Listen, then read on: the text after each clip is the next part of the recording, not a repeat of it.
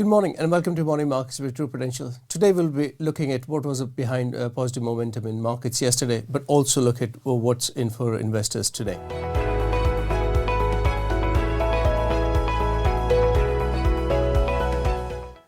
Stock markets were in buoyant mood yesterday. We saw good gains coming out of US indices, and also European markets were up quite decently. This was on the back of Asian markets will also deliver positive returns in general.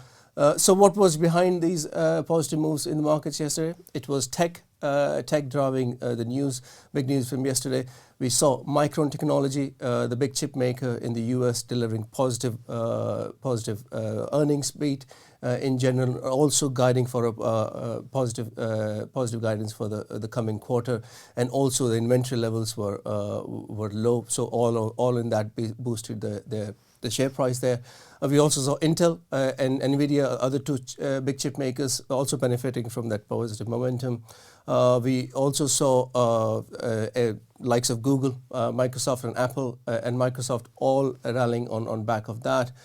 This is despite we saw an open letter being signed by big tech leaders like Elon Musk and also Steve Wozniak, the co-founder of Microsoft, asking for a 6 months ban on any further developments in artificial intelligence. We'll see how that will evolve, but there were concerns about the bigger concerns about humanity and also, so we'll keep you posted on that. But despite those headwinds and that letter being signed, we saw broad gains in all tech names.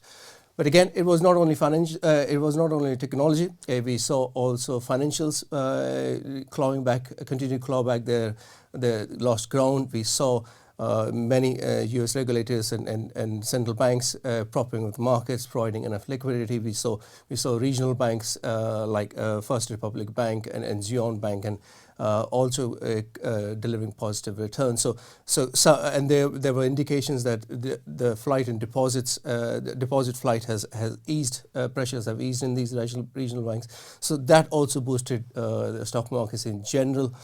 Here, if we bring it back to Europe, we saw ECB Governing Council member Isabel Schnabel also hinting that they are not seeing a wide-scale deposit flight in European banks, and she also reassured markets that what we saw in US regional banking sector, it's not like for like in European banks space. So there was positive momentum in European banks.